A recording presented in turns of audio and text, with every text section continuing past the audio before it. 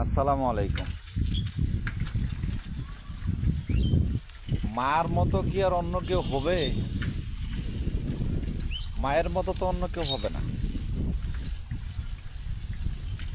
আমার বাপের বাড়ি থেকে 10 মাস বয়সে আমাকে নিয়ে আসার পর থেকে আমাকে মানুষ করতে যায় আমার মাকে অনেক কষ্ট সহ্য করতে হয়েছে, এখনো করতেছে, এখনো কাজ করে উনি। কারণ চলতে গেলে কষ্ট করে খাইতে হবে। যেহেতু আমাদের অর্থ সম্পদ নাই,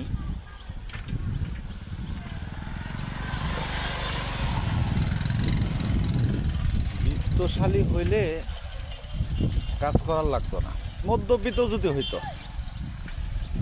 আসলে কষ্টটা আমাদের কপালে লেখা আছে। তো দোয়া করবেন